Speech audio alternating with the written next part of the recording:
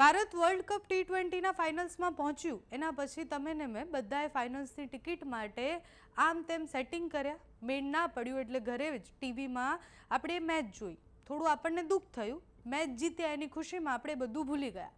પણ એક ધારાસભ્ય એવા હતા કે જે આ ન ભૂલ્યા અને એમને ટિકિટ ન મળી એનું દુઃખ એમને વિધાનસભામાં વ્યક્ત કરી દીધું. વિધાનસભામાં જેમ જ એમણે ટિકિટની વાત કરી કે ધારાસભ્યોને આવી મેચ હોય તો ટિકિટ મળવી જોઈએ, ત્યાં તો બબાલ શરૂ થઈ ગઈ અને વિધાનસભામાં મહાભારત થઈ ગઈ. નમસ્કાર, આપની સાથે હું છું પાયલ.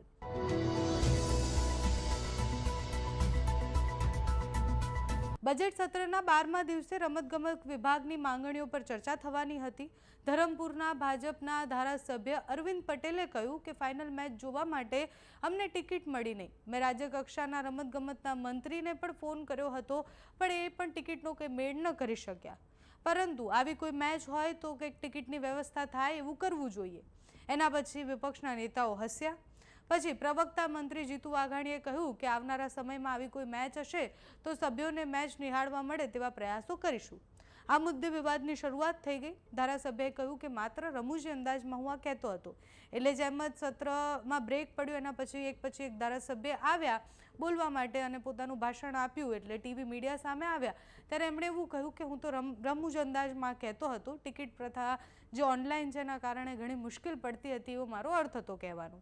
જે બાદ વિપક્ષના નેતાઓએ એવું કહ્યું કે વિધાનસભામાં પ્રજાના પ્રશ્નો કરતાં મેચની ટિકિટની વધુ ચર્ચાઓ થાય છે એ દુર્ભાગ્ય વાત છે, કારણ કે બહુ જ બધા પ્રશ્નો એવા છે લોકોના જેની ચર્ચા વિધાનસભામાં થવી જોઈએ. એની જગ્યા ધારાસભ્ય તો એવું કહે છે કે અમને મેચની ટિકિટ નથી મળી. તો પહેલાં મેચના મુદ્દે નેતાઓએ જે ટિપ્પણી કરી તે સાંભળો.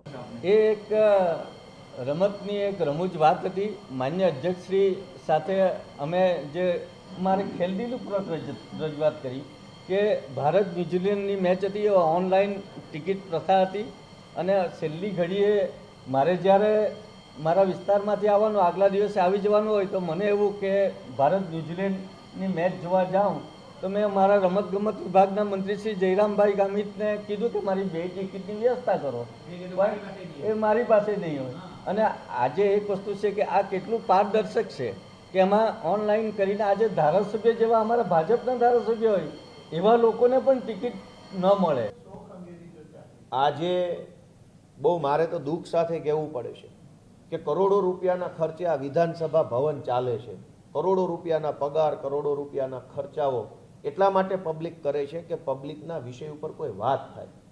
મેં જોયું કે ભાજપના એક માનની ધારાસભ્યશ્રી ઊભા થયા અને સરકારને રજૂઆત કરી કે અમને ક્રિકેટની સ્ટેડિયમની ટિકિટ ન મળી, ન્યૂઝીલેન્ડ અને ભારતની ક્રિકેટની ફાઇનલની ટિકિટ નથી મળતી તો સરકાર કંઈક ટિકિટની વ્યવસ્થા કરે. તો સામા પક્ષે સરકારમાંથી કૃષિ મંત્રી ઊભા થયા અને એમણે આશ્વાસન આપ્યું કે સરકાર આવતી કોઈ પણ ફાઇનલ મેચ હશે તો બધા સભ્યો માટે ટિકિટની વ્યવસ્થા કરશે. આટલી જ ગંભીરતા જે બાળકોને શાળામાં એડમિશન નથી મળતું એના માટે કેમ નહીં કહેવું જોઈએ સરકારે કે કોઈ પણ દર્દી ખિસ્સામાં પૈસા ન હોય તો એડમિશન વગરનો નહીં રહે દવાખાનામાં કે શાળામાં જગ્યાઓ નથી, દવાખાનામાં ખાટલાઓ નથી, ગરીબ માણસને બસમાં ટિકિટ મળતી નથી કેમ કે બસ જ આવતી નથી. હજારો એવા વિસ્તારો છે કે જ્યાં બસો જ આવતી નથી, કોઈ વાહન આવતા નથી. એ વિષય ઉપર કોઈ ગંભીરતા સરકારની નથી. પણ અવડી મોટી ગુજરાતની વિધાનસભાની અંદર ક્રિકેટની ટિકિટો ધારાસભ્યોને નથી મળતી એ બાબતના મુદ્દા ઉપસ્થિત થાય છે. મને એવું લાગે છે કે ગુજરાતની જનતાએ આની ગંભીર નોંધ લેવી જોઈએ કે આ વિધાનસભામાં કેવા કેવા પ્રકારના મુદ્દાઓ આવી ગયા છે. એટલું જ નહીં, આજે તો એક મંત્રી અને ધારાસભ્ય જબરજસ્ત બાખડી પણ પડ્યા. વિધાનસભાની ચર્ચા વચ્ચે મંત્રી જીતુ વાઘાણીએ કહ્યું કે 7મી વખત વિધાનસભા જીત્યા છીએ અને 8મી વખત પણ અમે જ જીતીશું. વિકાસ માટે એક્સપોર્ટ કરવું પડે, કોંગ્રેસને ના ખબર પડે. કોંગ્રેસના નેતા એક્સપોર્ટ થઈને આવ્યા છે, સ્વદેશી નેતા નરેન્દ્ર મોદી છે, સોનિયા ગાંધી ઇમ્પોર્ટ થઈને આવેલા છે. એની સામે શૈલેષ પરમારે એવું કહ્યું કે તમે થોડું માપમાં બોલજો એટલે તમે થોડા લિમિટમાં રહી જજો. અને આ બંને વચ્ચે જ્યારે બબાલની શરૂઆત થઈ વિધાનસભામાં એના પછી સ્પીકરે એમને ટકોર પણ કરી.